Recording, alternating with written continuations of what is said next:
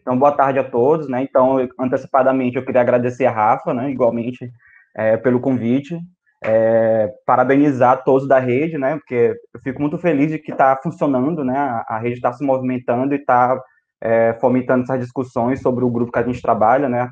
No caso, o Diptra. E eu fico muito feliz de contribuir, né, com essa roda de discussões, principalmente para os alunos, né, que estão aí com as suas atividades pausadas por conta da pandemia, né? Então, eu agradeço a Rafa pela oportunidade. Bom, para quem não me conhece, meu nome é Marco Antônio, né? Sou graduado em Biologia lá pela Universidade Federal do Maranhão e fiz mestrado e atualmente faço doutorado pelo Museu Nacional na Federal do Rio de Janeiro, no Museu Nacional na Federal do Rio de Janeiro, certo? Então, eu trouxe esse seminário aqui, essa palestra, com o título Na Mosca, o desconhecido mundo dos dípteros, né? Então, é um título que eu coloquei ele de propósito dessa forma, justamente para a gente abordar um tema sobre os dípteros, para trazer, chamar atenção em relação aos dípteros de quão interessante esse grupo é com a diversidade ecológica, que muitas vezes a gente não tem esse contato. Mesmo as pessoas que trabalham com entomologia, às vezes, né? Então, a gente tem um problema, eu posso dizer que é um problema, né, em relação dentro dos animais, tem aquelas espécies bandeiras, né? Então, é muito fácil você dizer, eu trabalho com tamanduá, com esses bichos mais, com esses animais mais que o pessoal fala que é mais bonitinho, mais fofinho, né? E dentro dos insetos, então o pessoal já tem um asco em relação aos insetos, um asco natural, né? Muita gente. E dentro dos insetos ainda tem aqueles que também a gente pode dizer que são os insetos bandeira, poderia falar assim, né? Então, quem trabalha com borboleta, né? Alguns besouros, né? Então, tanto que são grupos animais que o pessoal costuma coletar também por hobby, né? Porque acham mais bonitos ou chamativos, interessantes. E quando a gente fala, com que você trabalha? Eu trabalho com mosca. Então a pessoa já fica assim, com mosca?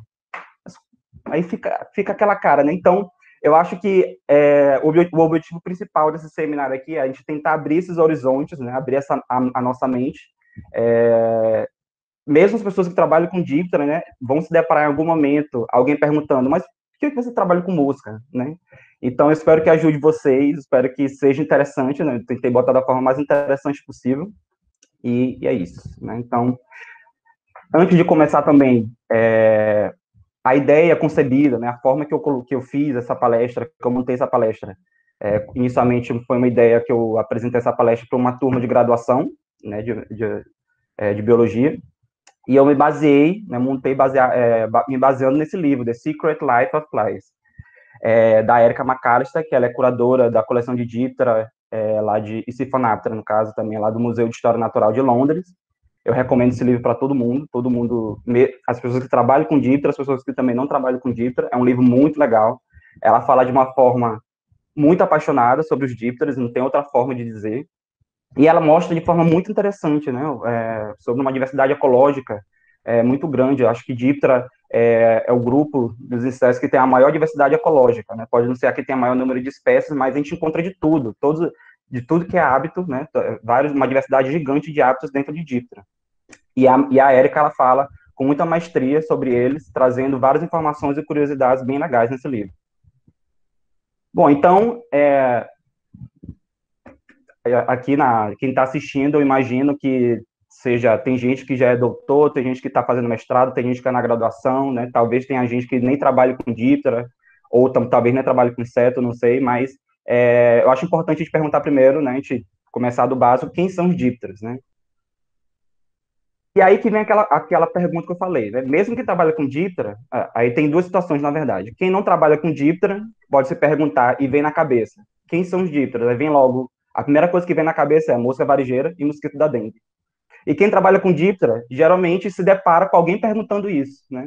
Ou se referindo dessa forma aos dípteros, né? Então você fala, você trabalha com o quê? Eu trabalho com díptera, né? Com moscas ou mosquitos. Aí a pessoa pensa logo. Se fala mosca, pensa em mosca varejeira. Se fala trabalho com mosquito, pensa em mosquito da dengue, né? Que é o que aparece mais. Então, como eu falei, o objetivo desse seminário, dessa palestra, é desmistificar, né? Não tirar a importância, as moscas varejeiras e os mosquitos da dengue, e os mosquitos, né, que transmitem a doença, têm uma importância médica, sanitária, uma importância forense no caso das moscas varejeiras, né, mas o objetivo é tentar expandir os horizontes na nossa cabeça e também auxiliar para que essa resposta dessas pessoas, né, também, quer dizer, que quem trabalha com díptera, né, consiga abrir a mente dessas pessoas, né, de além de relacionar os dípteros à mosca varejeira e o mosquito da dengue, trazendo de uma forma, tentando trazer de uma forma mais interessante possível. Né, então, os dípteros, eles vêm o nome vem do grego, né, díptera vem do grego, né, duas asas, né, di e ptera, né, duas asas, que tradicionalmente é um grupo monofilético, né, então o segundo par de asas é modificado nessas estruturas, acho que dá para ver o mouse, né, nessas estruturas onde está circulado aqui, que a gente chama de halteres, alter, né, no singular, então é comum a todos os díptera, são insetos holometabólicos, então a gente tem que lembrar, né, que os dípteros passam pela fase de ovo, larva, pupa e adulto, né? Aqui, em relação à pupa, aqui a gente vou deixar a discussão para depois, né, em relação à pupa, pupário, né? Alguns grupos de díptera a gente chama pupário porque o último instar larval, a última fase larval, na verdade, ela não se livra, ela, na hora de fazer a muda, né, da última cutícula, na verdade, ela secreta uma outra, né, uma outra cobertura que vai cobrir aquela última estar larval, que a gente chama de pupário. Eu vou falar mais disso depois, porque tem alguns grupos que são uma novidade evolutiva muito importante dentro dos dípteros, que foi bastante importante na diversidade de um grupo de dípteros. É uma das ordens megadiversas, como eu comentei anteriormente, né? Então tem cerca de 160 mil espécies, juntamente com Lepidoptera, Hymenoptera e Coleoptera, né? Formam as 4 ordens megadiversas, como eu falei, e representa um pouco mais de 10% das espécies animais descritas. Mas esse número de 160 mil espécies também acredita-se que seja subestimado, né? Tem autores que falam entre 400 e 800 mil, tem autores que falam até mais de 1 milhão. Né? Então, isso refletindo a diversidade de hábitos gigantes dentro de díptera. E, tradicionalmente, né, dentro de díptera, eles são divididos em braquícera, que é um grupo, de fato, monofilético, né, e os nematóceros, né? Então, hoje em dia a gente fala nematóceros, antigamente acreditava-se que a hipótese, tinha a hipótese de que era um grupo monofilético, mas hoje em dia tem um consenso de que não seja mais um grupo monofilético, mas a gente se refere aos nematóceros comparado com os braquíceras, né? Então, a grosso modo, os nematóceros são os mosquitos e os braquíceras são as moscas, né? No geral, a grosso modo. Mas uma diferença bem fácil, né? Uma forma bem fácil de diferenciar, além da própria forma do corpo, pelas antenas. Então, aqui circulado a gente percebe aqui as antenas aqui, geralmente nos mosquitos elas têm muito mais flagelômeros, né? Elas são mais compridas, e nos braquíceros nos braquícera ocorreu uma redução, né? Então, geralmente são 3 segmentos na antena. Então, aqui só mostrando um pouco desses grupos, né, dentro de díptera, né, antes de entrar na parte que eu falei mais que eu vou falar mais da diversidade ecológica, trazer algumas curiosidades, alguns vídeos. Eu estou aqui situando um pouco quem está assistindo para a gente saber de quem que a gente está falando, né? Então, aqui, esses são os nematóceros, né? Esse aqui é a Super Tree, né? Do Yates e Colaboradores 2007, que eu acho bem didático. Aqui, em vermelho, são os nematóceros. Aqui a gente vê que são divisões, então aqui tem várias famílias dentro dessas divisões aqui, então é bem mais do que isso. Aqui em verde são os braquícera, e aqui em azul eu destaquei os esquizófora, que é o grupo que teve uma maior diversidade, né? Então, ao longo da história evolutiva é onde ocorreu uma irradiação, uma radiação evolutiva, né? Que aqui surgiram várias espécies devido à forma de emersão do pupário, né? Lembra que eu falei lá do pupário? Então, as larvas, elas dentro do pupário, elas bombeiam, né, hemolinfa para a cabeça, e isso rompe, né, o pupário, e quando ela sai, essa hemolinfa volta para a cabeça, né, volta para o corpo, na verdade, então elas retornam a cabeça ao tamanho normal e fica uma cicatriz, uma sutura, né, que a gente chama, sutura epitelial. Então, os esquizóforas, né, é uma estratégia evolutiva de sucesso, responsável por a grande maioria das espécies dentro de díptera, né, os esquizóforos.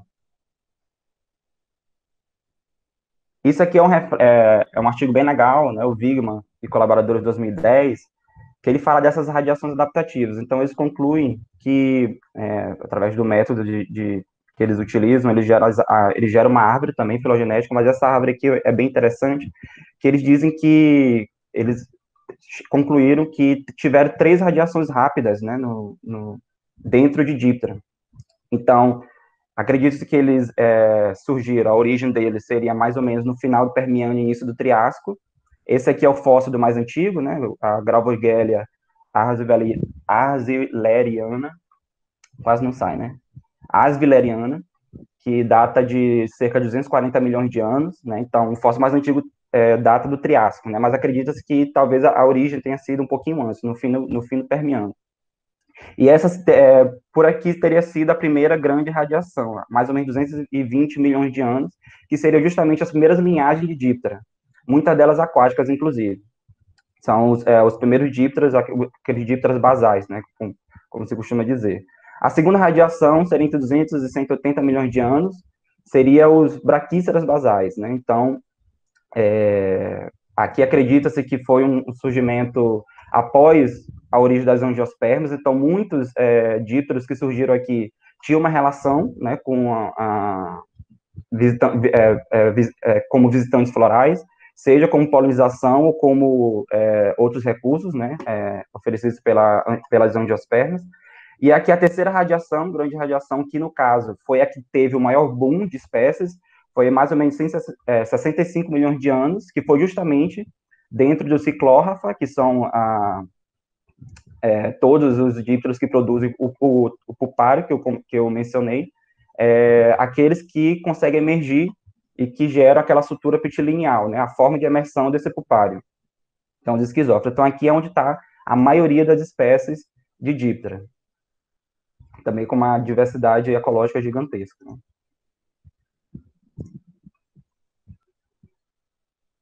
Aqui, eu trouxe o objetivo aqui para essa... Eu trouxe essa filogenia aqui também do Wigman. Essa aqui é outra árvore que ele traz, inclusive é uma árvore filogenética bem legal, porque ele traz as estratégias ecológicas também, né, desde o surgimento, né, então a diversidade disso, as múltiplos aparecimentos dele ao longo da história evolutiva, as múltiplas origens, né, e eu trouxe com o objetivo de mostrar para vocês o quanto de família que tem dentro de Diptera e a diversidade gigantesca. Então, aqui, a cada ponto desse aqui colorido são estratégias, né, ecológicas diferentes. Então, às vezes, na mesma família tem mais de uma estratégia ecológica. Então, para vocês verem o mundo que é Diptera. Né? Então, comparado com o número de taxonomistas no Brasil, comparado com o tamanho do grupo, então a gente tem muito trabalho ainda pela frente. Né? Então, a gente tentar mudar a cabeça das pessoas de que Diptera não é simplesmente asqueroso, nojento, só transmite doença, né? É um reflexo, é tentar dar um reflexo sobre isso daqui, né? De que existe uma diversidade gigantesca. Tem até um caso engraçado que eu digo, estava uma videochamada comigo, entrou uma mosca no meu quarto, justamente do grupo que eu trabalho, sarcofágico, eu falei, eita, tem uma mosca aqui, tô tentando botar pra fora, ele falou, não, mata porque mosca fica importunando, tal, é chato, tem que matar. Eu falei, calma, rapaz, que ódio é esse, as moscas? Não, porque aí ele tava relutante. Aí eu falei, não, mas calma, tem mosca que é polinizadora, tem mosca que não é oportuna, tem mosca que não, né? Ele falou, não interessa, é tudo mosca, tem que matar.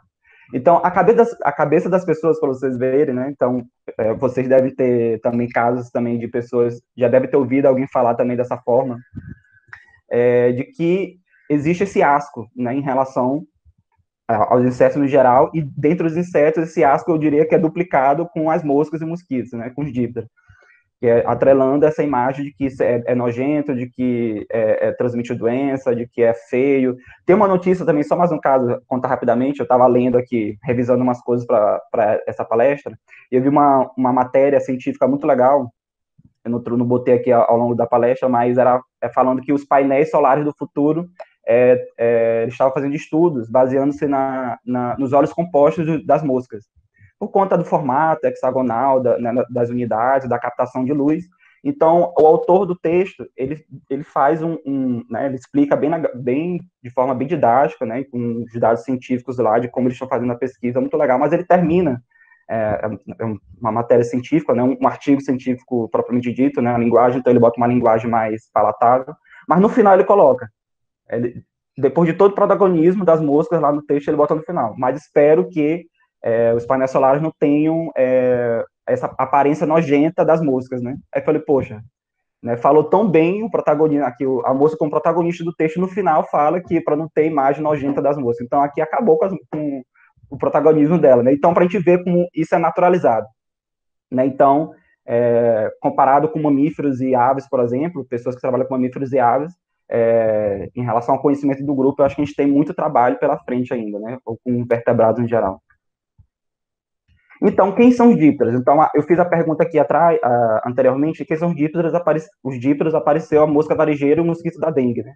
Então, na verdade, como eu mostrei nessa árvore filogenética anterior, na verdade, os dípteros é tudo isso aqui e muito mais, né? Então, essa diversidade de formas, né? Então, tem dípteros que não parecem aqueles dípteros tradicionais, né? Parece até outros bichos que parecem uma aranha. Tem aqueles que a gente conhece mesmo, né? Tá mais acostumado, como os mosquitos que a gente costuma, que a gente sabe que transmite as doenças que a gente vê muito nos noticiários, mas tem outros mosquitos também, ó, que também tem uma coloração, que são metálicos, tem estruturas, né? Outros que são, né? Tem a cabeça diferente, os olhos, né? Formatos diferentes, outros que parecem, tem plumagens aqui, né? Essas cerdas, outros que tem a cabeça muito mais estranha que os olhos, né? Bem pedunculados. Então, assim, tem uma diversidade gigantesca. Então, o objetivo a partir de agora é abrir a mente para isso. E eu resolvi trazer de uma forma diferente, né? Então, a própria Erika McAllister, ela traz através de estratégias ecológicas o livro dela, né? Então, ela bota, basicamente, separando em guildas, né? Então, ela bota os predadores, os sanguívoros, no geral, assim que ela divide, né? E dentro disso, ela trata de uma forma bem legal. Aqui eu vou colocar por temas, né? Então, dentro dos temas, eu vou trazer algumas curiosidades e informações também. Então, começando, quem seria o díptero famoso? Então, assim, dando alguns segundos para vocês pensarem se vocês sabem quem é é, esse díptero que está aqui estampado na matéria do The Guardian, né, com um dos jornais mais importantes do mundo, né, de maior circulação. Então, quem pensou em Drosophila melanogaster acertou. Né? Então, quando a gente pensa que qual é o díptero famoso, a gente não pode deixar de dizer que é a Drosophila melanogaster. Né? Então, ela tem várias contribuições para a ciência, né? Então, inclusive foi o primeiro animal a ter seu genoma sequenciado, então isso é importante falar, por conta dos estudos, né, da forma de trabalhar com a facilidade, na verdade, de trabalhar com as drosófilas, né? Então, elas têm um ciclo de vida curto, né? Elas têm uma fácil criação no laboratório, né? Então, ela tem, como eu falei, o seu genoma sequenciado. Então, tem várias. E outra coisa, elas compartilham cerca de 60% de genes com os humanos, e 75% desses genes são causadores de doenças. Então, tem muitos estudos, né, de mal de Alzheimer, Parkinson, alcoolismo, de herança genética. Então, uma diversidade de estudos que já foram realizados e que continuam sendo realizados com as drosófilas. Essa imagem aqui, achei ela até interessante aqui, que mostra bem aqueles estudos com mutação, por exemplo. A gente percebe aqui a coloração diferente, essa mosca aqui né, com os olhos não são vermelhos, né, aqui provavelmente um indivíduo mutante. Então, lembra bem daqueles estudos que a gente que a gente olha na graduação, né, dos primeiros estudos com genética que foram realizados com Drosophila, né? Então, uma informação daqui para frente vai aparecer, para quem não está habituado, as moscas, no inglês, elas são referenciadas, Diptera, em inglês é fly, e sempre vem com o nome antes, né? Então, aqui no caso das drosófilas, é vinegar fly, e é separado. A gente percebe, por exemplo, libélula é dragonfly, né? Então é junto. Essa é uma curiosidade, mas é uma coisa que aparece sempre nos textos que a gente olha com Diptera, sempre tem um nome e fly, mas separado. Quando é junto, é outro inseto, não é Diptera. Então, tem esse consenso. Inclusive, as drosófilas, né, a família Drosophilidae, geralmente comumente também é referenciada como fruit fly. Mas, geralmente, fruit fly, se a gente for levar mesmo de forma correta, ela é referenciada aos tefritídeos, né, a família Tefritida. Drosophila melanogaster, até a própria Erika McAllister no livro, ela se refere como vinegar fly. Certo. Então, continuando aqui com os drosofilídeos, então tem essa facilidade com eles, e todos os estudos que foram levados, né, que foram conduzidos com os drosofilídeos, levou 10 pesquisadores a serem laureados com prêmios Nobel de Medicina e Fisiologia e Medicina. Então, que outro organismo, né, conseguiu esse feito, né? Então, né, se tiver algum outro que conseguiu esse feito, são pouquíssimos, né? Então, foram 6 prêmios Nobel, né, sendo que 10 pesquisadores. O primeiro deles é bem famoso, né, aquele que a gente sempre vê nas aulas de biologia da graduação, né, com o Thomas Morgan, até o mais recente, 2017, né, no caso, o Thomas Morgan, aqui o papel, né, dos cromossomos na hereditariedade, né, e aqui em 2017, o mecanismo molecular de controle dos ritmos circadianos. Então, para vocês verem como são diferentes os estudos, se a gente for ver aqui, em todos os prêmios que foram laureados, todos os pesquisadores que foram laureados, as pesquisas que foram conduzidas, são pesquisas que foram temáticas diferentes uma da outra, né? Geralmente relacionadas à genética também, né? Porque por conta do ciclo de vida curto, né? Dá para mapear, como tem seu genoma sequenciado, dá para mapear esses genes, então tem muito estudo genético e que o pessoal relaciona com seres humanos por conta daquela porcentagem, né, de semelhança com gêneros que causam doenças.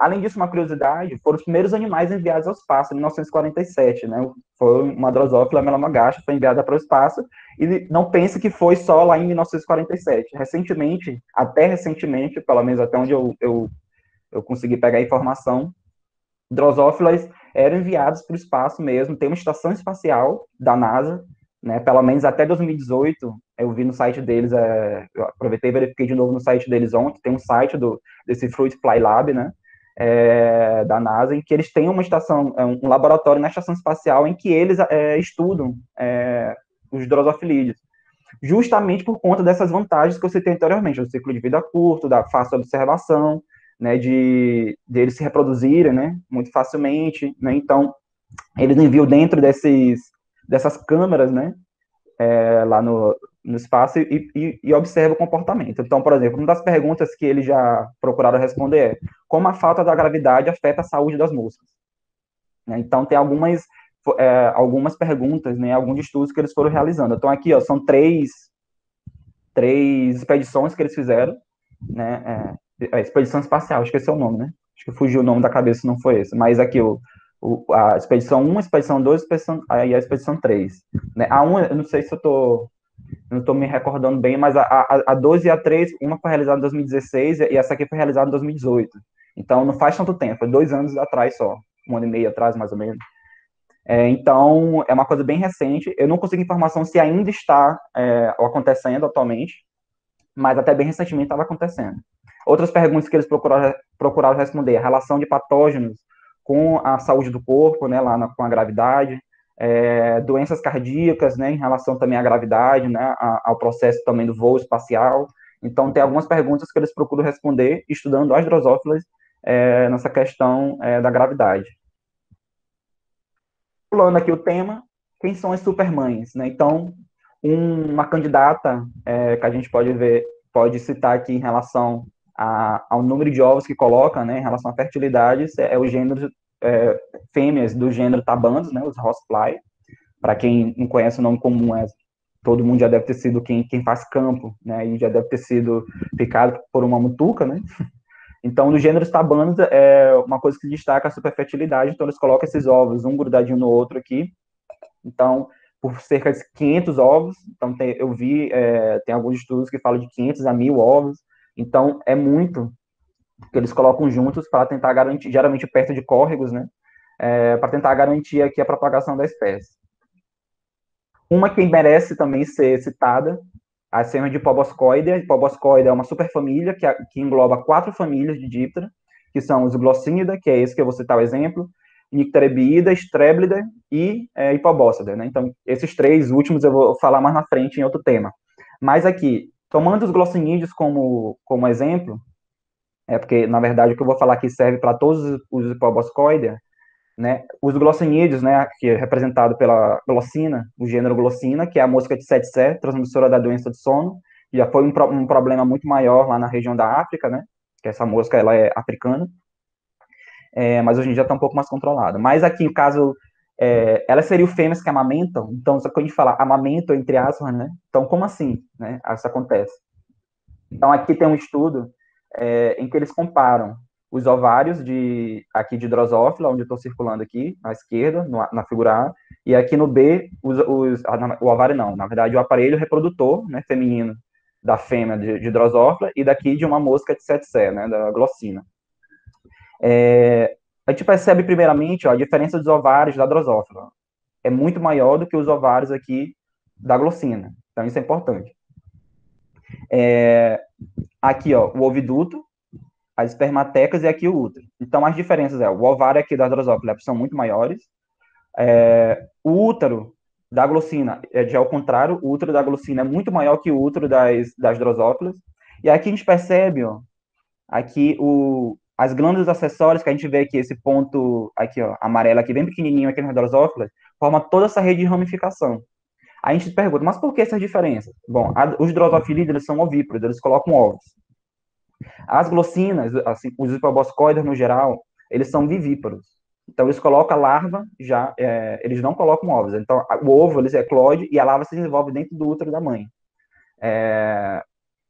Nesse caso, a gente chama de viviparidade adenotrófica, justamente porque a gente percebe aqui, ó, nessa figura de baixo, aqui a parede desses canais aqui, ela é composta de células que secretam essas substâncias nutritivas, que são levadas por esse canal aqui, até o tubo, esse oviduto comum aqui, que vai até essa parte do útero. A larva, ela coloca uma só larva, um só ovo, esse ovo eclode aqui, ancorado nessas estruturas, né, pelo menos se hipotetiza, né, que uma hipótese bem plausível é que essas larvas ficam ancoradas nessas estruturas aqui chamadas de coriotetes, né, parece espinhos aqui, e essas glândulas vão secretando essas substâncias nutritivas para essa larva e ela vai crescendo. A gente vê que esse útero aqui é bem expandido, que é justamente para comportar essa larva. Então, assim como algumas espécies vivíparas colocam a larva no insta 1, na primeira fase, né, então a larva é bem pequenininha, essa aqui, ela já coloca a larva já no último insta, na última fase, e ela já coloca praticamente a larva para impupar. Então, aqui essa larva vai se desenvolvendo, por isso que esse útero expandido, eu até esqueci de colocar para ter uma foto da larva saindo, a larva é bem grande mesmo. Assim. Se a gente pegar aqui o tamanho do abdômen da fêmea, a grossura, a espessura da larva é basicamente o tamanho do abdômen dela aqui. Então a gente percebe aqui, então esses canais ramificados aqui são justamente para prover a quantidade suficiente de nutrientes para essa larva. Por isso que é chamado de viviparidade adenotrófica, né? Então seria uma espécie, quando a gente lê os textos científicos mesmo, eles falam como se fosse uma espécie de aleitamento materno. Então, é bem interessante essa questão de a gente fazer esse paralelo, né? Na verdade, obviamente, não é o mesmo, quando a gente fala de aleitamento, não é a mesma substância, mas a gente pode fazer esse paralelo. A gente falou de supermães, a gente vai falar agora de superlarvas, né? Então, uma família que se destaca nesse sentido aqui, eu diria que seria a família Quironômida. Se alguém, né, não sei se tem alguém que trabalha com Quironômida aí, mas já procurou ler alguma coisa sobre, mas as larvas dos quironomídeos têm muitos casos de resistência, né, em ambientes inóspitos. Então, aqui um caso é a Bélgica antártica, que é um quironomídeo, então elas são resilientes ao frio. Então, aqui são espécies tipicamente, né, dessas regiões. Aqui é o adulto, né? Então o adulto vive muito pouco. Né? Eu botei superlarva de propósito, porque aqui é o adulto, mas o adulto vive muito pouco, coisa de 7 a 10 dias. Eles eclodem, eles emergem, né, como adultos e forrageiam, tentam procurar um parceiro e colocam para reproduzir, né? Mas as larvas que é o interessante. Essas larvas, elas sobrevivem por 2 invernos, né, geralmente lá na Antártica. Então, imagina, o inverno da Antártica, se eu não me engano, pode chegar até menos 40 graus, né? Então, elas têm estruturas, elas se agregam, né, também para tentar manter a temperatura, mas elas têm estruturas de que circulam açúcares, né, dentro do corpo dessas larvas, para tentar mantê-las nessa temperatura. E o interessante é que tem alguns experimentos que colocam elas em temperaturas um pouco maiores, de 10 graus, por exemplo, e elas não conseguem sobreviver. Nem o adulto, nem as larvas. Então, elas têm essas adaptações, de fato, ao ambiente muito frio, e elas merecem destaque como superlarvas mesmo. Um outro caso, eu falei aqui do frio, no caso das larvas do gênero Sergentia, né, que também é um quironomídeo, que são resilientes a grandes profundidades. Então, tem registros, né, em lagos lá na Rússia, de 1.360, de encontrar essas larvas a uma profundidade de 1.360 metros abaixo da superfície. Então, é um ambiente bastante inóspito para uma larva, são pouquíssimos organismos que se encontram larvas de outros organismos que se encontram nessa profundidade. Uma curiosidade é que elas têm essa coloração avermelhada por conta de uma, uma substância, né, parecida, uma substância não, não fugiu o nome, mas não é célula, gente, fugiu o nome, mas em relação à hemoglobina que eu quero dizer, me referir, né, é análogo, elas são carreadores de oxigênio também, né, por isso que elas conseguem sobreviver a essa profundidade, né, essa profundidade tem menos oxigênio, então elas conseguem fazer esse carreamento de oxigênio para o resto do corpo, que é bastante interessante, e dá essa correlação avermelhada também a elas, então é um caso também bem interessante. Um terceiro caso que eu acho que vale a pena também trazer aqui, eu falei do frio, falei da profundidade, agora a dessecação. Né? Então, aqui são uma larva, uma espécie chamada Palipedilum vanderplank, né, que é também chamado de Sleeping Chironomid, né, traduzindo ao pé da letra, Chironomídeos adormecidos, né, poderia dizer assim, que são larvas, eles são típicos lá de países da África, né, que regiões são mais áridas, né, então tem ciclos de ressecamento mesmo, climático, e aí eles entram no estágio anadrobiótico, que é bem interessante e é pouquíssimo observado dentro de insetos. Aqui, ó, então aqui, ó, aqui a larva ativa, depois de 12 horas, 24, aqui já começando a dessecação, né? Então, 12 horas, 24 horas, 36 horas, 48 horas ela entra em estágio completo de anadrobiose, podendo desidratar até chegar somente 3% de composição de água. Então, olha só, né? Então, e ele pode ficar nesse estágio anadrobiótico por horas, dias, meses, inclusive até anos. Tem estudos que já acompanharam essa espécie até anos, assim, nesse estágio anaerobiótico, e depois de colocar em água de novo, quando coloca de novo, eles conseguem voltar aqui, ó, por exemplo, 5 minutos, 10 minutos, meia hora, eles vão voltando à atividade larval, normalmente depois. Aqui é o tardígrado dos insetos, né? Aqui tem um vídeo mostrando um pouco disso, que eu achei bem interessante. Então, aqui, ó, começa aqui, ó, o estágio bem... aqui, a linha do abiótico, né? Então, ela está aqui bem sequinha. E aí, o que eles fizeram? Né? Eles colocaram água e foram acompanhando uma câmera acelerada. Então, aqui, 60 vezes, né, de aceleração. Ó, 60 vezes. Ela vai retomando a atividade aos pouquinhos. Ó. Então, aqui, 10 minutos depois. E aí eles vão acompanhando, 10 minutos depois, 20 minutos depois, 30 minutos depois. Deixa eu passar aqui um pouquinho. Ó. 30 minutos depois, ela já está bem mais... menos murcha do que antes, né? Ó, 50 minutos, ela está começando a se movimentar. Aqui, botei o som de novo. E aqui, se eu não estou enganado, depois de uma hora, mais ou menos, ó, ela está com a atividade já completa novamente. Então, aqui a gente imagina esse hábito interessante, essa capacidade, né, de forma bastante interessante de voltar à atividade, mesmo depois desse estresse ambiental extremo, né? Então, ela merece também estar entre as superlarvas. Falando em larvas, quando a gente olha para essas larvas, existem as larvas de outro mundo, né? Então, aqui eu trouxe as crane flies, que são larvas de tipo lídeos, né? Então, que a gente olha, se a gente olhar aqui, isso aqui é uma matéria bem até engraçada, né, que eu encontrei, que seriam faces de alien, né, caras de alien, ou seriam a parte traseira das larvas, né? Então, quando a gente olha aqui, a primeiro momento a gente pensa que é a cara das larvas com essas formas bizarras, né? Mas, na verdade, isso aqui são larvas de tipo lídeos, que geralmente são larvas aquáticas, então isso aqui, na verdade, são espiráculos, né? Essas partes escuras que parecem os olhos, mas, na verdade, são os espiráculos posteriores que ficam na região anal, que é justamente o que permite as trocas gasosas, né? Então, da respiração do aparelho traqueal com o ambiente, né? Dessas larvas.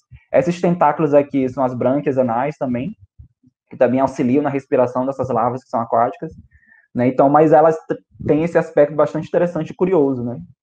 Aqui, ó, ela aqui a foto mesmo real delas, né? Com essa cara bem interessante, parece um monte de alienígena. Isso aqui até a gente parece até observar expressões, essas duas de cima parecem estar zangadas, a de baixo parece estar triste, essa aqui parece estar triste, essa aqui parece estar, sei lá, confusa. mas na verdade aqui a gente consegue até ver melhor essas regiões escuras, como eu falei, são espiráculos, e esses aqui são brânquias anais, né, que auxiliam na respiração. Lembrando que o aparelho respiratório dos insetos, esses são formados por esse sistema traqueal, que isso tanto na larva quanto no adulto, que tem essas aberturas, né, com o ambiente que a gente chama de espiráculos, que no caso aqui nas larvas são essas pontas escuras, mas a gente vai observar isso nos insetos adultos também. Os polinizadores, que é uma parte bem interessante. Né? Então, aqui é uma carta na manga que todo mundo que trabalha com díptera tem, quando vai dar uma palestra, principalmente para um público que é diversificado, a gente trabalha com díptera, principalmente o público que não trabalha com díptera. Então, quando a gente fala de polinizadores, o que vem na cabeça? Abelha, borboleta, mas nem sempre, muitas vezes, inclusive, não vem moscas, né, dípteros, não vem. Mas aí a gente vem traz essa carta na manga, né? Você gosta de chocolate? Bom, eu sou uma pessoa meio estranha, eu reconheço, meus amigos sabem, que eu não gosto de chocolate, né? Mas eu sou um caso aí raro aí na humanidade. Muitas pessoas dizem que eu sou doido, que eu sou estranho. Inclusive, a autora do livro, que eu citei lá no começo, a Erika McAllister, ela também relata no livro que ela não gosta de chocolate, não gosta nem do cheiro. Mas a gente compartilha também essa mesma admiração, que a gente acha bem interessante, a questão da polinização do cacau. Né? Então, se você gosta de chocolate, você tem que agradecer aos dípteros, né, também, que na verdade quem poliniza o cacau são mosquinhas, na verdade, mosquitinhos, né, da família Ceratopogônida, principalmente do gênero Forcipomia e da Azielia. Né? Então, eles são os principais polinizadores do cacau. Então, se não tivesse se não fosse o Ceratopogonides, então a gente não teria chocolate, você não teria o tal chocolate na sua mesa, né? Então, quando a gente pensa, eu gosto de chocolate, então a gente não deve agradecer as abelhas. Então, a gente está aqui, no caso, quem tem o protagonismo nessa parte aqui é o díptero, né? Então, aí, vocês chocolatras, e como existe tantos chocolatras no mundo, né? Que no caso eu não faço parte desse grupo, mas eu reconheço que muitas pessoas gostam, então, aqui, ó, o protagonismo dos dípteros aqui na polinização, mostrando que eles também são importantes, né, na polinização de plantas. E quando a gente fala de polinizadores, a gente não tem como deixar de citar os cifídeos. Né? Então, a família Sífida, também chamada de hoverflies, a gente vê aqui que muitas delas se parecem, mimetizam abelhas mesmo. Elas é uma família que em grande parte são polinizadoras, né? Então muitas delas possuem uma importância bastante significativa na polinização de várias culturas de plantas diferentes, de frutas e legumes. Elas são ótimas voadoras, inclusive, várias delas elas conseguem geralmente pairar no ar. Então, essa aqui que eu estou passando a mouse em cima, do gênero Ornidia, né, que é essa metálica verde também, com os olhos verdes, ela geralmente, pelo menos onde eu na Federal do Maranhão, quando eu fazia a graduação lá ainda, toda vez que eu ia para o restaurante universitário, toda vez não, né, mas muitas vezes, quando eu passava ali perto do restaurante universitário, tinha mais árvores, de volta e meia eu olhava uma coisa verde voando assim, parecendo um pomo de ouro do Harry Potter, não sei se você se lembra, o pomo de ouro ele voava assim, né? Então, me lembrava muito a ornídea, né? Que ela ficava assim, eu achava bastante interessante, porque geralmente quando a gente pensa, lembra daquela primeira pergunta, quem são os dípteros, né? Então a gente pensa em mosca varejeira. A mosca varejeira, ela voa assim, né? Ela não consegue pairar no ar, né? Então, os cifídeos, eles são ótimos voadores, inclusive eles conseguem fazer rajadas de até 40 km por hora, né? Algumas espécies, de fazer essa rajada rápida, assim, de velocidade, atingindo essa velocidade alta, né? E isso também facilita a atividade dele como visitantes florais, né? Na coleta de néctar e de pólen das flores, né? Essa capacidade de voo. Algumas informações importantes é o valor comercial como polinizadores, né? Então, eles ficam atrás apenas das abelhas solitárias e das mamangavas, né? Mamangavas são aquelas abelhas maiores, robustas, né? E também polinizam vários tipos de plantas. Mas, ó, os cifídeos, quando a gente vê aqui, então, eles têm uma importância muito grande, né, para várias culturas. Então, quando a gente pensa, tem várias culturas que tem aquelas matérias, né, da preocupação com as abelhas lá nos Estados Unidos, no mundo, do declínio da população, como isso impactaria na cultura, no que tange a nossa alimentação, né? Mas as moscas são polinizadoras-chave do cacau, né, da manga, da pimenta chile, da pimenta preta, cenoura, erva doce, cebola e algumas outras culturas. Então, tem algumas culturas que, de fato, elas são os polinizadores principais, então elas merecem um destaque também. Muitas vezes é porque, né, falta investimento ou conhecimento, né, da importância da polinização desses dípteros, né, para a economia. mas eles têm um impacto também, uma importância econômica importante para nessa temática de polinização. Essa aqui é a informação que eu dei, né? Algumas podem voar em pequenas rajadas de mais de 40 quilômetros por hora. Então, quem já viu um sirfídeo aí no campo, a gente percebe como eles são velozes, né? E ótimos voadores. Ainda falando como polinizadores, um caso interessante também, aqui a gente falando de coevolução, polinizador planta, essa espécie Medistrorhynchus longirostris, né, da família Nemestrinidae, eles têm a maior proporção da probóscide em relação ao corpo. A probóscide dessa espécie chega a ser 8 vezes maior do que o corpo. Então, é uma proporção gigantesca, passa até dos esfingídeos. Né? Lembra os esfingídeos de Darwin, naquele, em que ele recebeu aquela planta de Madagascar, aquela orquídea né, comprida. Né? Então, eles imaginaram, ele e o Wallace, conversando, imaginaram que teria um polinizador correspondente, até que muitos anos depois, de fato, descobriram, né, no caso, as mariposas esfíngida, que elas de fato polinizam essas plantas que eles tinham recebido de Madagascar. Essa família aqui, né, Mestrida, muitos também têm essa probóscide alongada, e essa espécie, junto com a espécie que eu vou mostrar no slide seguinte, ela de fato tem estudos de coevolução e dados, estudos que mostram da relação delas especificamente com algumas plantas de muito tempo, né, de milhões de anos atrás. Há dados em AMBA, né, achando elas conseguindo já essa relação, né, com essas plantas, são espécies de orquídeas, de lírios e de... Eu não coloquei aqui o nome, esqueci agora, mas é uma terceira família de planta também. São específicas, são cerca de 8 espécies que têm essa relação. Como eu falei, a probóscide pode atingir 8 centímetros, 8 vezes o seu tamanho. Né? Então, não é a probóscide mais comprida, mas em relação ao tamanho do corpo, é a que tem a maior proporção. Nessa foto aqui, nessa imagem, a gente pode perceber, né, o tamanho dessa probóscide. Aqui é o vídeo da outra espécie que eu falei. Né, algumas espécies da Nemestrina têm essa relação bem próxima com essas plantas, mas pelo menos a informação sobre coevolução eu achei sobre essas duas, né? Porque nem toda relação inseto-planta é sinônimo de coevolução também, né? Então aqui ó, essa Proseca gangbaueri, né? Então aqui a gente percebe ela voando, a probóscide alongada, então ela parece se a gente for fazer um paralelo, parece um beija-flor, né? Se movimentando aqui para conseguir. Ó, aqui essa planta, a gente percebe essa flor, ela tem essa estrutura aqui bem alongada. Né? E quando a gente fala em coevolução, justamente isso. Ao longo da história evolutiva, um foi respondendo, foi fazendo adaptações no outro, né? Então, esses animais aqui, a do gênero Proseca e essa outra, né, Mestrinide, que eu mostrei, essas plantas geralmente dependem desses polinizadores, e esses polinizadores são os únicos que conseguem polinizar, geralmente tem essa relação muito próxima, são os únicos que polinizam e conseguem polinizar por conta do comprimento da probóscide, né? Passando aqui. Além disso, ainda falando dos polinizadores, os dípteros têm um protagonismo também nas regiões árticas, né? Então, tem um estudo, né, feito por Tissana e faltou aqui colaboradores de 2016, e que eles mostram, aqui tem essa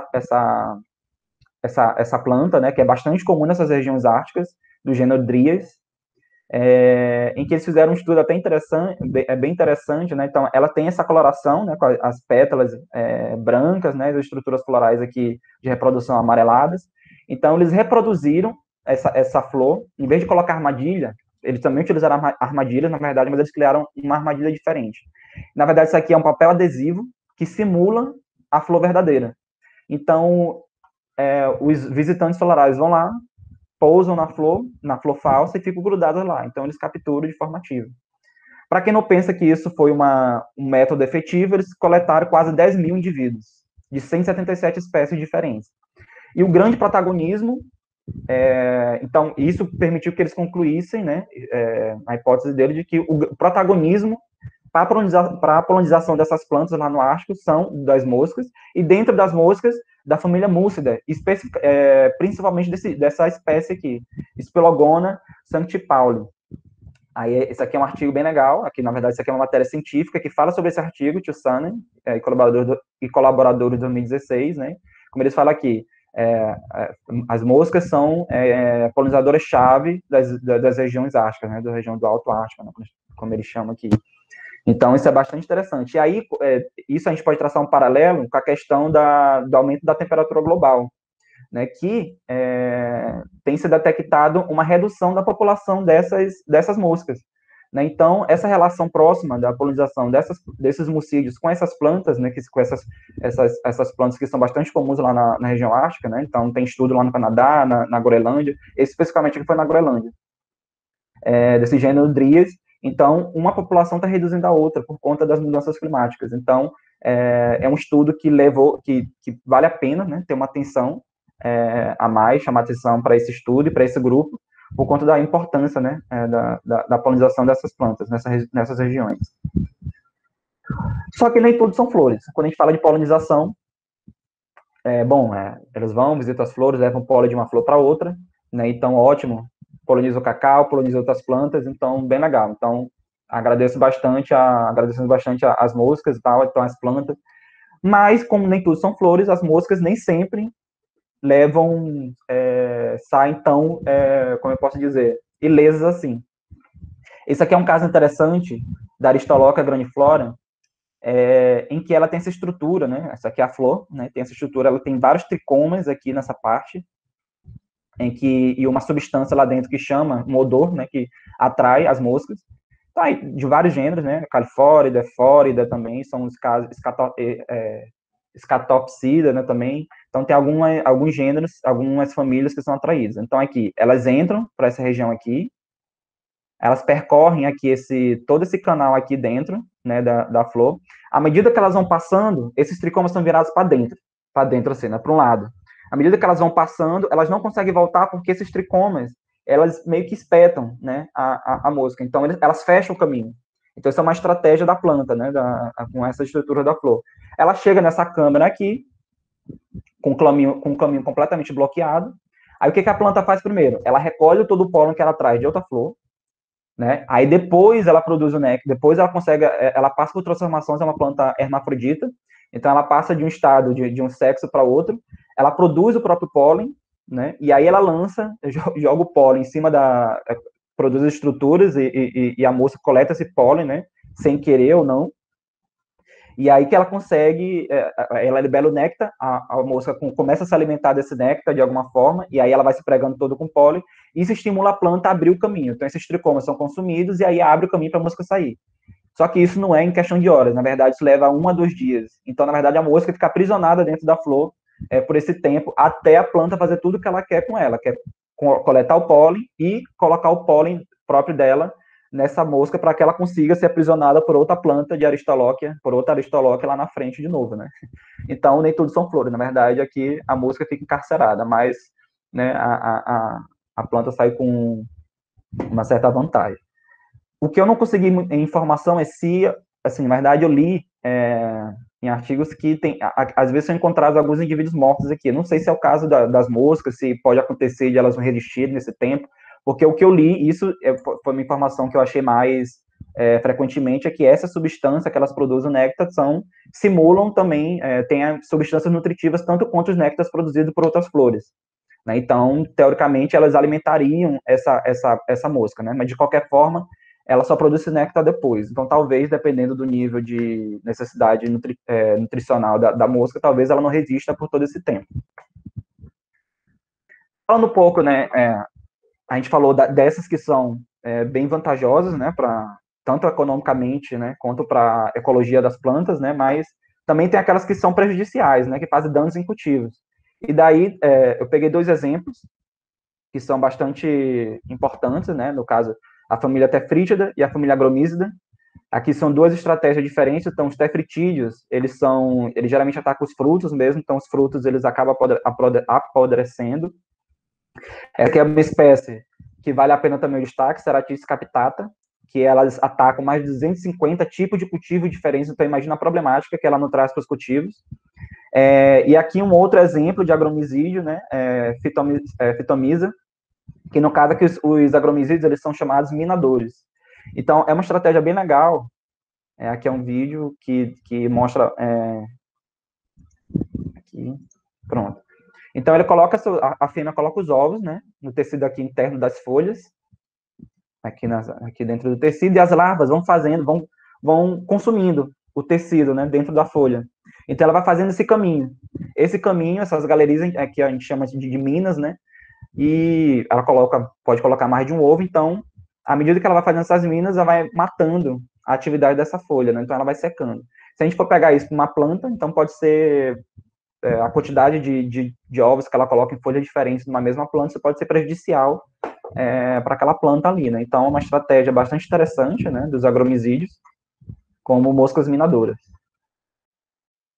Uma coisa interessante que eu esqueci de citar lá atrás é que os sirfídeos, que são polinizadores, as larvas delas, os sirfídeos são bastante utilizados como controle biológico. Aqui, no caso aqui, lembrando dos danos em cultivos, me fez lembrar disso. Por exemplo, larvas de sirfídeos são bastante utilizadas como controle biológico no controle de pulgões, porque as larvas de sirfídeos comem pulgões. Inclusive, tem estudos que falam que eles são até mais eficientes do que, por exemplo, os joaninhas, que são bastante conhecidos e predadores vorazes de pulgões. Então, uma outra vantagem também, uma outra vantagem dos díptera, de alguns grupos de dípteros, é serem utilizados como controle biológico em cultivos, né? Inclusive, até em casos de tetritídeos, tem outros dípteros que também são utilizados como controle biológico de tetritídeos, por exemplo. Alguns dípteros predadores, né? Os imponentes também é uma outra coisa que foge à questão da mosca varejeira. Tem muita gente que não imagina que existe mosca grande. Quando fala mosca grande, é muito maior que uma mosca varejeira, por exemplo. Então, aqui, tamanho é documento, sim. Né? Então, aqui, uma família, a Pantophthalmida, né? Esse gênero Pantophthalmus, são moscas detritívoras, né? Os adultos, na verdade, nem se alimentam, as larvas são detritívoras, mas o tamanho impressiona. Então, eles chegam a 8,5 centímetros de envergadura e mais ou menos aí 5, 6 centímetros de comprimento. Na verdade, não, 4,5, 5 centímetros de comprimento. Mas se a gente pegar, eu medir com uma fita métrica aqui com o meu dedo, não sei se aqui vai dar para ter uma noção, não sei, né? Mas aqui comparado também com a mão na foto dá para ver. Mas pelo menos no meu dedo seria mais ou menos isso aqui, ó, onde meu dedo está marcado. Então, elas são bastante grandes. Então, imagina que uma mosca mais ou menos desse tamanho aqui, né? Da ponta do meu dedo até onde esse dedo aqui está indicando. Então, são moscas bastante imponentes, que muita gente, quando olha, eu já vi várias reações. Nossa, isso é uma mosca? E às vezes até se assusta, né? Também. E claro que a gente não pode deixar de citar a família que tem as maiores moscas do mundo, né? Do gênero Midas e Garomidas. Aqui é um exemplo, olha como ela é grande, olha como faz um barulho também no voo dela, né? De tão grande que ela é, o barulho. Inclusive, ela é bastante parecida com algumas vespas da família Pompíliga, são aquelas vespas que são parasitóides de aranha. E a gente vê, comparado com a mão dele também, como elas são grandes. Então, as maiores, de fato, a maior espécie conhecida é a Garalmidas heros, que ela chega a 7 centímetros, 8 centímetros, pelo menos. Estou tomando aqui como base o Manual de Díptera da América Central, né? Ele traz essas medidas. Então, se eu pegar uns 7, 8 centímetros, dá mais ou menos isso aqui no meu dedo. Então, a Pantophthalmus, ela chega até aqui, mais ou menos esse meu dedo aqui, e a Garomidas até aqui. Então é bastante grande, né? Então bastante imponente. Então quando a gente olhar isso aqui, são completamente inofensivas. Então quando chegar no campo, alguém que não trabalha com díptera, então é legal dessa informação de que esse bicho não traz nenhum, que ele é inofensivo. Então não precisa matar, né? Não precisa matar porque eles são de fato bichos muito bonitos, inofensivos e são apenas imponentes, né? Então assustam, mas são inofensivos. Os bizarros a gente não pode deixar de citar, né? Os dípteros, assim, outra coisa que também foge, assim como os imponentes fogem àquela forma de mosca varejeira, que as pessoas geralmente pensam e levam a pensar, não, atrelam, né? Relacionam os dípteros. Também tem alguns grupos que são difíceis de relacionar. Quem pensa assim, quem são os dípteros? A mosca varejeira é a mosca que dá bem. Aí, quando a gente apresenta Marmotoma insulta, Mistocynoma zelândica e a Braloseca, por exemplo, a gente vê que, de fato, pensar que díptero se resume ao formato de uma mosca varejeira é ingenuidade, porque, de fato, é uma diversidade gigantesca e tem moscas que são bastante bizarras. A Marmotomida, Marmotomida e Mistacynobida são relacionadas à gona de morcegos, né? Então, as excrementos ali de morcego, elas têm essa relação, são dípteros ápteros, tem a presença dos altérios, lá que eu mostrei lá no começo. Essa aqui é bastante pilosa, né? Tem até, parece até outro tipo de inseto. Isso aqui me lembra, sei lá, uma aranha, uma formiga. se a gente for bem imaginativo, assim, essa aqui também. E essa aqui, que para mim é o ápice do grau de estranheza dentro de Dipta, para mim, que são da família Braulida, né? Que são comensais de ninhos de abelhas, né? Pratica o comensalismo. Então, elas ficam ali nos ninhos de abelhas, elas sobem também nas abelhas, se alimentando ali de resto de alimentação de abelhas ali, ou então da própria alimentação dela, da geleia real, elas gostam muito de geleia real, elas ficam bastante também, tem relato disso, de que elas ficam na abelha rainha.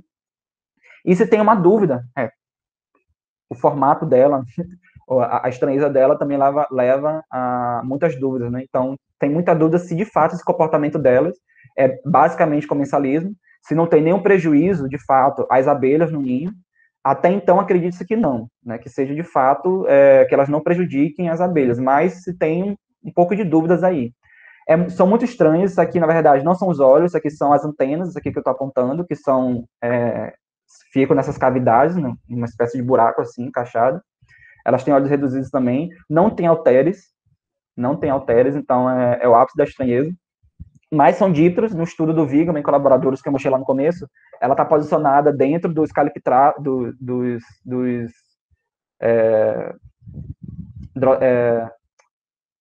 elas são relacionadas com os Drosophilides, na mesma superfamília, no mesmo grupo grande, né? Não sei se ela é grupo irmão de Drosophilida, mas ela está dentro da superfamília, ou dentro do grande grupo. Dentro do grupo que a gente chama de acaliptrados, né? Que também não é mais um grupo, não é um grupo monofilético, acaliptrata. Mas quando a gente se refere aos acaliptrados, um deles aqui são os braulides, eles estão posicionados lá. Mas de fato são grupos muito estranhos. Os predadores, né? Então aqui uma das minhas famílias preferidas, que eu acho mais interessantes, os asilídeos, que são chamados de robber flies, ou assassin flies, então o nome você já pode tirar daí, né? Então, robber flies, moscas ladras, moscas bandidas, né? Assassin flies, moscas assassinas, né? Parece até nome de filme, né? Mas, de fato, elas são bastante vorazes, elas são bastante eficientes na caça delas, têm uma ótima visão, são ótimas voadoras. Tem vários vídeos delas, tem várias fotos com alta qualidade na internet, porque tem muita gente que fotografa, porque tem muitas espécies que são bastante interessantes, assim, bonitas, ó, essa que parece com abelhas, né? Então, elas têm uma característica bem típica delas, que é fácil de reconhecer, que é esse bigodinho aqui, que a gente chama de mistax. E tem vários vídeos dela, ela fica com comportamento, ela pousa e ela fica observando, né? Então, quando passa, por exemplo, uma abelha, ela olha, ela fica olhando, então ela dá uma rajada, ela vai rapidamente e captura a presa no ar mesmo. E aí ela injeta, né, enzimas que paralisam a presa e depois só digerem externamente e sugam, né? Então, elas são bastante eficientes e vorazes. E aqui a gente pode observar, eu coloquei essas imagens de propósito, ó, aqui tem uma outra mosca, aqui tem um gafanhoto, aqui tem uma vespa, aqui tem uma libélula, aqui tem um besouro, aqui eu acho que é uma abelha, né? Então, elas capturam de um todo. Algumas são especialistas, né? Capturam, por exemplo, são especialistas em mamangabas, por exemplo, e outras que são mais generalistas, capturam de diversos tipos de insetos. Esse aqui é um vídeo bem interessante. Eu vou passar um pouco, vou cortar um pouquinho assim. Ó, é até engraçado como ele fica. Isso aqui é uma vespa, né? Ela tentando ferroar o asilide. Então é até engraçada a posição que ela fica com uma perninha só pendurada, e as outras 5 ficam manipulando a vespa, né? A vespa, coitada, tentando ferroar de tudo que é jeito, mas aqui ela está condenada, né? Aqui o asilide só está tentando evitar, obviamente, a ferroada e tentar injetar as enzimas que vão paralisar a vespa. Então, aqui passando um pouquinho mais para frente, só para mostrar. Ó, aqui a vespa não está relutante, o asilide está bem tranquilo aqui. Aqui, ó, ela já conseguiu injetar, a vespa já está praticamente paralisada aqui, e daí o asilide só vai se alimentar. Então, bem legal isso aqui, o comportamento dos asilídeos, e tem bastante vídeo legal, se alguém tiver mais curiosidade sobre eles. E tem um caso interessante, que tem registro na literatura, dessa espécie Malofra leskenaut, né? Olha o nome dessa mosca, o apelido dela, Beelzebub bee-eater. Então, pelo nome dele, você já atrelam ao que ele pode fazer, né? Então, são também predadores vorazes, e tem registro, essa espécie aqui, ela é tão voraz, né? Que tem registro dela atacando beija-flor, né? Então, o beija-flor é pequenininho, o beija-flor é um pouco maior do que essa espécie, né? Só que ela é tão agressiva, né? Tão voraz, que tem registro dela atacando o beija-flor. Eu não sei se, de fato, tenho curiosidade de perguntar para alguém que trabalha com asilídeo, né? Que se tem algum conhecido, de fato, na literatura, se isso realmente aconteceu, se tem alguma foto, porque eu não consegui achar, mas que tem registro na literatura, tem, de gente, pessoas que foram para o campo e observaram ataque de asilídeo em beija-flores, né? Então, se a gente vê que tem louva-a-Deus, isso de fato tem imagem de louva-a-Deus, que também imagem dele atacando beija-flores, porque com asilídeo não pode fazer também, né? Na verdade, também é uma coisa bem interessante. Outros predadores que também vale a pena citar são os queridinhos da Rafa, né? Que fez a abertura aqui da palestra, né? As larvas de Queroplátida, Aracnocampa luminosa, que lá nessas cavernas aqui, se eu não me engano, na Nova Zelândia, né? Se eu estiver errado, depois a Rafa me corrige. Então, elas produzem essa bioluminescência e fazem essas galerias de muco. Né? Então, aqui é um adulto, né? De um jeitão de Queroplátida, dessa espécie. E até sou nostálgico de ver isso aqui. Quando era criança, eu lembro muito bem dos documentários narrados pelo David Attenborough, né, que passava na TV Cultura. Eu lembro muito bem dessas cavernas com esses mucos aqui ele narrando. E aqui o que acontece é o seguinte: essas larvas são predadoras, então o insetinho voador tá lá olhando esse céu estrelado, né? Pensa, ó, que céu bonito, vou voar até lá. Então, ele, desavisado, voa, atraído pela bioluminescência, e o que acontece é que ele acaba ficando pregado lá nesse muco. Então, a larva vem calmamente de onde ela está, que, na verdade, essa rede de mucos é uma rede de galerias, né? É uma galeria com vários canais que eles vêm através desse muco, chegam até esse inseto que está lá grudado e se alimenta tranquilamente lá da espécie, e a espécie voadora lá não tem o que fazer, né? Ela vai servir seu almoço dessas larvas ali tranquilamente. E encerrando essa parte de predadores, né? Também é interessante citar os impedídeos, né? Também chamado de daggerflies, né? Até antigamente tinha botado aqui danceflies, mas eu não sei se alguém trabalha com impedídeos, se tiver errado depois me corrige. Mas os danceflies são os ibótida, né? Que saíram de epidida, mas se tiver errado eu não sei. Mas daggerflies é relacionado a impedídeo, danceflies seria os ibótida hoje em dia, que é um grupo que saiu de impedida. Mas eles possuem elaborado ritual de cópula. Esse aqui é bastante interessante. Então, eles oferecem esses presentes nupciais para as fêmeas. Então, as fêmeas, elas copulam com a condição de receber esse presente nupcial, né? Então, geralmente, o presente nupcial é alguma presa, então são medíferos predadores. Às vezes, eles complementam com outras fontes, às vezes fontes florais também, mas, em sua maioria, eles caçam. E eles oferecem esses presentes e algumas espécies produzem esses que eles chamam de balões. Né? Eu não sei como traduzir isso em português, mas em inglês é chamado de balloons, né? São uma espécie de sedas, né? Que eles às vezes usam para como se fosse embrulhar esse presente, né? Né? Eles botam em volta, e às vezes esse balão é um presente vazio, né? Inclusive, a Erika McAllister fala isso no livro, que há casos em que o macho dá o presente para a fêmea e às vezes é um presente vazio, a fêmea tenta se alimentar e não consegue. Aí às vezes é o inverso, né? A fêmea recebe o presente e ela se alimenta antes que o macho consiga terminar de copular, então aí é uma relação casa de família. Mas, no geral, eu também tem estudos que eu vi da relação do tamanho dos balões e as fêmeas são receptivas em relação ao tamanho dos balões. E também em relação a elaborado ritual de cópula, tem algumas espécies que fazem enxaminhamento, né? Então, na verdade, os machos ficam lá, e às vezes também fêmeas, né? Também o inverso também acontece. Ficam lá em enxaminhamento, então eles formam os pares, levam um presente nupcial, né? Claro. Formam os pares e eles ficam lá voando. Então, eles ficam nessa mesma posição, só que voando, né, ao mesmo tempo. E aí são vários, ficam em enxaminhamento. Não botei um vídeo aqui, nem mais, mas isso acontece também. Os ornamentados, aqui eu acho um caso bastante interessante, do gênero Phytalmia, que eles são chamados de antlered flies, né? Então, antler é gaiada, né? Aquele chifre, né? Dos cervídeos, né? Dos veados. E justamente por conta dessas estruturas que eles têm na cabeça, né? Que são estruturas cuticulares. Aqui eu trouxe duas imagens, bastante interessantes.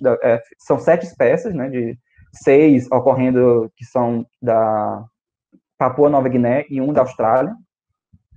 Aqui a Phytalma cervicornis e a Phytalma cicornis, né, 2 exemplos. Então, essas 7 espécies, elas variam em relação a essa ornamentação, que elas são utilizadas para duas estratégias. Uma, elas são estratégias agonísticas mesmo, né? Então elas se enfrentam por disputa de território. O que é engraçado, a gente pensa nesses, não imagina que tem esses exemplos dentro de Díptera, né? Então aqui eles parecem um comportamento parecido com os dos cervos mesmo, né? Dos veados, dos alces, né? Dos cervídeos, no caso, né? Em que eles se enfrentam, né? Botando lá uma galhada contra a outra. Aqui também eles fazem isso. Então essa aqui é uma das mais com comportamento mais agonísticos, né? Essa cervicornis, então elas se enfrentam mesmo. Mas também tem casos de que eles só se olham e dependendo de qual for maior, elas preferem não se enfrentar. Então, geralmente, elas fazem isso. Então, tem espécies que elas geralmente se enfrentam, espécies que geralmente elas só se encaram.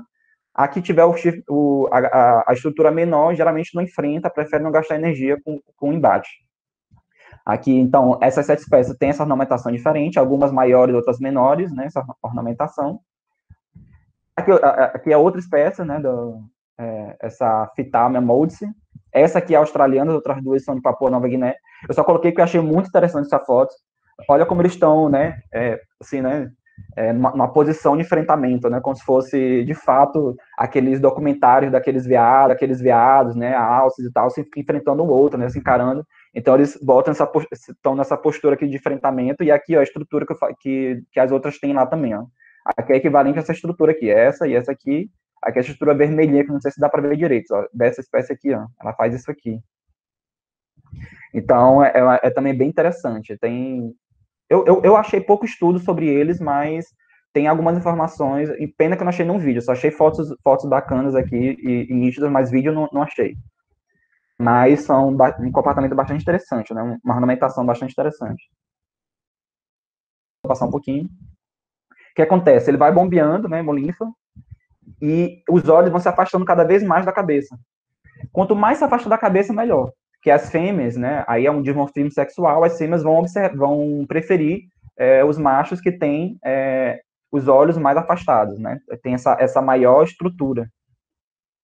Então, quando eles se enfrentam também, por fêmeas também, eles usam como arma, né, o tamanho, né, como arma assim, comparativa, o tamanho dessa haste que leva os olhos.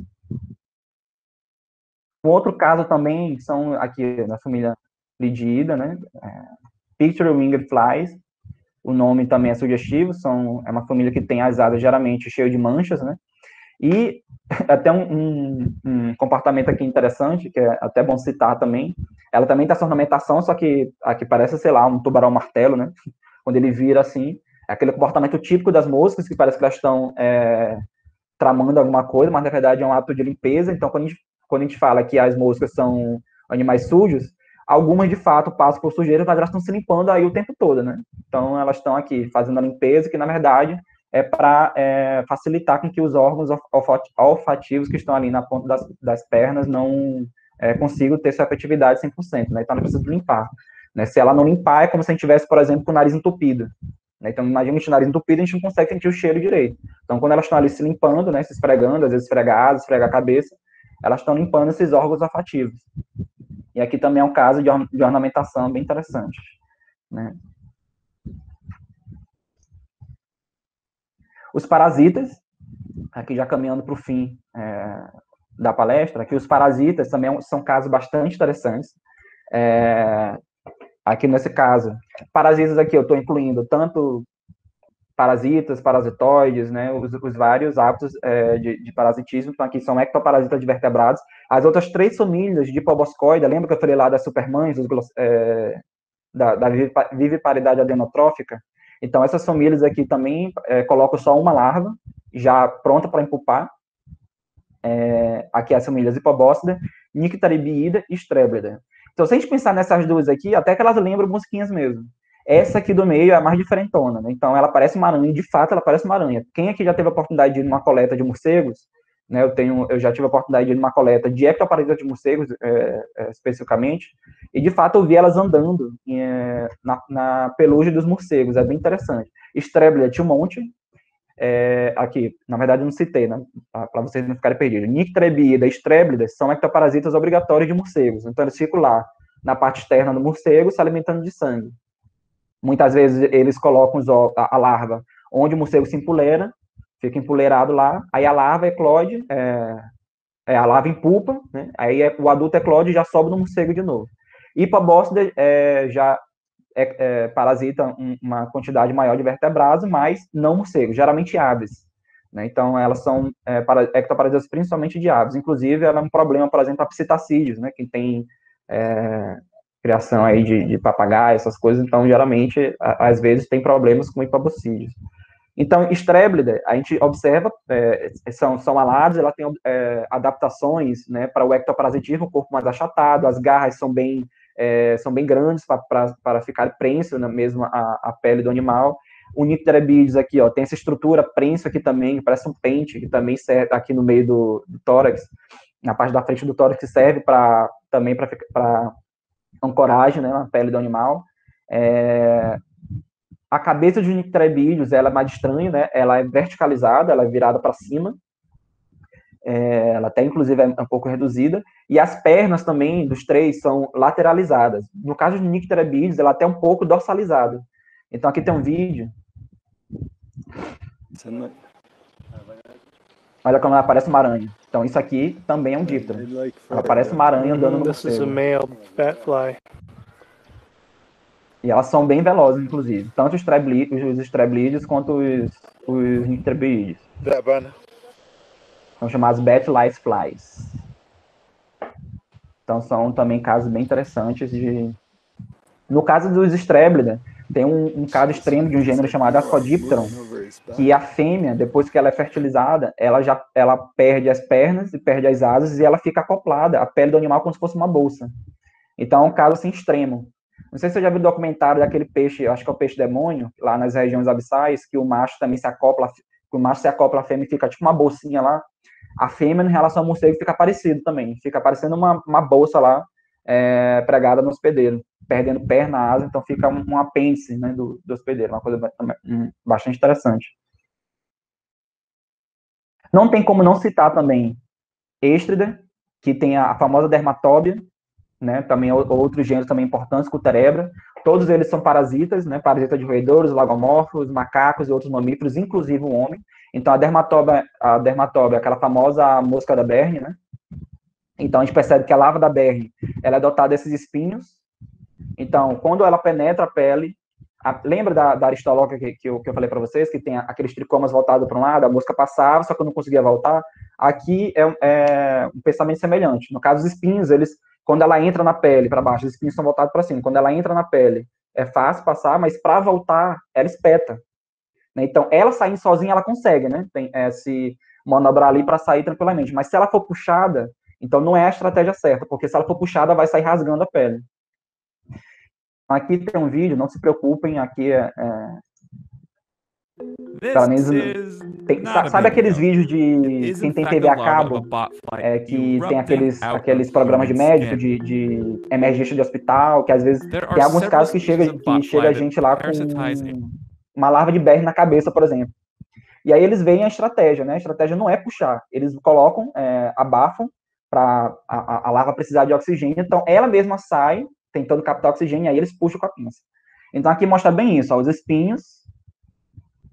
Não se preocupa que aqui mostra, ele focaliza bem na larva, mas é bem interessante. Aqui também é uma coisa interessante, que a fêmea, ela vai, ó, a dermatóbia, no caso aqui a dermatóbia minis, ela utiliza outras moscas, mosquitos, outras moscas para transportar os ovos até, então ela não coloca o ovo lá no hospedeiro, ela coloca o ovo em um outro adulto que vai voar e vai até o hospedeiro, e aí quando ele chega, aqui mostrando de novo, por exemplo, o mosquito é o alvo aqui, então ela colocou os ovos no mosquito durante o voo, o mosquito vai lá se alimentar, fazer o pasto lá no vertebrado, aí os ovos caem, né, por conta da temperatura, eles sentem a temperatura do animal vertebrado, e aí o ovo consegue ter uma resposta a isso, cai do mosquito, por exemplo, e eclode lá na hora. E aí, na mesma hora, eles começam a penetrar na pele. A gente percebe aqui, ó, como os espinhos estão virados para fora. Né? Aqui, no caso, esse caso ela está saindo para empupar, mas aqui é um caso, ó, ela tentando ser puxada. Se puxar, ó, ela ancora na carne do animal. Então, não é a forma correta, porque senão vai rasgar a pele. Inclusive, quando ela sai, fica esse buraco. Isso aí é um meio como é? míase secundária, para insetos que fazem míase secundária. Então, aquela ferida fica aberta ali, vem uma mosca, por exemplo, varejeira, coloca os ovos ali e as larvas formam uma míase, né? Aquela massa de larvas se alimentando da carne. Então, também é um segundo problema que essas espécies podem causar, de dermatóbia, né? Lembrando que essas espécies de dermatóbia, essas outras que atacam vertebrados, também tem uma importância econômica muito grande, né? Às vezes o impacto econômico dessas espécies, das outras que se alimentam de sangue, como, por exemplo, os tomoxes, a mosca dos estábulos também, murso de tabanho, chega na casa dos bilhões, em termos de economia, a agropecuária, por exemplo. Porque o estresse que causa, por exemplo, no gado, né, nas vacas, atrapalha tanto na produção da carne, tanto na produção do leite. Tanto na qualidade da carne, quanto na produção do leite. Então, se tem investimento gigantesco no controle desses animais, no estresse de criação de gado. Né? E aqui no Brasil, quem sabe que a agricultura a agropecuária é muito forte, né? Então, tem vários estudos que são realizados focados nesses bichos. Aqui, para finalizar a parte dos parasitas, né, então, eu acho legal citar também os taquinídeos, que são todos parasitoides. O que eu acho legal nos taquinídeos é que, no caso, quem são os parasitoides são as larvas. Então, as larvas são parasitoides de outros artrópodes, e aí tem uma variedade de formas gigantesca. Né? Eu costumo até brincar que antigamente os dípteros que não sabia a que família pertencia, eles jogavam taquínida. Mas uma coisa, pelo menos até onde se sabe, é que todos são parasitoides. Aqui a gente consegue ver, ó, tem uma variedade de formas gigantes. Aqui, por exemplo, a família que eu trabalho, sarcofágida, parece com esse daqui, ó. Então, tem parecido com sarcofágida, tem parecido com califórnia, tem parecido com tem alguns que parecem com abelhas, que nem os cirfídeos, né? Então, outro califórnia daqui, então, tem uma variedade de formas bastante grande. E aí a gente tem que se atentar que às vezes a gente cai às vezes elas enganam mesmo. Por exemplo, eu que trabalho com sarcofágida, muitas vezes eu já tive um taquinídeo na minha mão, assim, olhando a grosso modo, achando que era um sarcofágide. Daí tem algumas estruturas que a gente tem que olhar especificamente para ver que, na verdade, são diferenciadas. Por exemplo, entre taquinídeo e sarcofágide, a gente olha uma estrutura chamada subescutelo, né? Tem uma estrutura ali no tórax, que nos taquinídeos ela é bastante desenvolvida, né? Escutero, subescutero no tórax, e no sarcofágide não existe essa estrutura subdesenvolvida. Aí a gente tem que procurar essas características para a gente poder diferenciá-las, mas é um grupo bastante interessante. Os investigados, aqui realmente já está indo para o final da palestra, os investigados, aqui eu sou suspeito para falar, eu comecei o meu interesse por Diptera trabalhando com entomologia forense, um projeto com entomologia forense, eu acho super interessante a entomologia forense, a utilização dos insetos em casos legais, né, e um dos casos que mais chama atenção, daria uma palestra inteira só sobre a entomologia forense, né? Mas o caso que tem algumas áreas dentro da entomologia forense, produtos estocados, área urbana, tem uma área nova que eu vi numa última palestra, que é uma área de ecologia, está relacionada à ecologia, mas a área que de fato chama mais atenção e aparece em algumas programações também aí, alguns seriados, é a área de morte violenta. Justamente porque essas moscas são as primeiras a chegar ao cadáver, a uma carcaça, a um cadáver, num quadro de uma cena de um crime. Então, aqui de fato, o protagonismo vai para as moscas varigeiras, califórnia, mas também para a sarcofágida e para a múcida. Então, essas moscas, elas conseguem trazer várias informações interessantes, né? No caso, a principal delas, a estimativa de intervalo pós-morte, tempo decorrido em que se achou a larva até o tempo que ocorreu a morte, né? Voltando, né? Pelo menos o espaço de tempo, né? Um intervalo de tempo. Também outras informações, se teve alguma ingestão de drogas envolvida na morte, se teve alguma arma branca, se teve alguma perfuração por bala, se o corpo foi movido, né? Então tem várias coisas interessantes que dá para perceber. Aqui no Rio de Janeiro, não sei se todos conhecem, uma pesquisadora chamada Janira Oliveira Costa, que ela é perita também, ela é doutora, foi formada também pelo Museu Nacional, e ela é referência no Brasil, porque justamente aqui no Rio de Janeiro ela conseguiu montar um laboratório de referência em entomologia forense. E uma coisa que, numa última palestra que eu vi dela, que é uma área que elas estão perseguindo, é justamente essa área da genética. Então, por exemplo, relacionados à violência sexual. Então, ali, eles conseguem traçar ali paralelos através do sêmen encontrado na vítima, achar o agressor, né, fazendo o perfil genético. Então, é uma coisa muito mais complexa do que eu estou explicando, daria para estender muito mais a discussão, mas é só para chamar a atenção de que esses bichos são muito interessantes nesse sentido, uma importância forense, que dá para trazer várias informações legais, né, sobre isso. Tem vários casos legais relacionados à entomologia forense. E aqui uma última curiosidade é que os dípteros, eles também estão presentes na história, né? Então, aqui um caso deles é os dípteros no Egito Antigo. Né? Então, essa aqui é uma rainha egípcia, né? Da rainha Aotep, não sei se estou pronunciando certo, desculpa se tiver alguém aí que é mais afim da área da antropologia, mas foi uma rainha da dinastia 7, da sétima dinastia, lá do século 7, mais ou menos, 8, em que ela se achou no túmulo dela, no sarcófago dela, né, essa condecoração aqui. Se acharam várias coisas, a gente sabe que as pessoas de alto escalão, né, do Egito Antigo, elas eram enterradas com várias riquezas, né, proporcional à importância que elas tiveram. Mas uma coisa interessante aqui, nessa época, tinha briga de dinastias, né, dentro do próprio Egito. Então, a dinastia dela tinha, por exemplo, uma rivalidade com a dinastia do norte do Egito, e uma terceira que depois sumiu, né, mas essas duas principalmente. E na época, o marido dela, que era o rei, morreu, aí o filho parece que também morreu, e tinha um segundo filho que era muito novo para assumir, então ela assumiu. E aí, acharam no túmulo dela aqui esse colar de ouro, né, e olha o formato que tem no colar de ouro, né, 3 moscas. As moscas eram encontradas, era a maior condecoração militar que se dava na época. Então era um símbolo de força militar, né? E aí, inclusive, até aí, a Rafa, não sei se a Rafa sabe desse caso, que muita gente ficou, até hoje, duvida um pouco para saber a posição dela, se ela de fato comandou o exército naquela época, se ela tinha essa força, porque era uma posição que não era atrelada às mulheres, né, às rainhas. Então, no caso, isso é uma evidência, isso e algumas outras riquezas que encontraram com ela, de que, de fato, ela tem tido uma participação importante nas guerras naquela época, como comandante de guerra naquela época, contra a dinastia rival. Né? Então, aqui é um caso legal da representação de díptero na história. Só para ficar registrado também.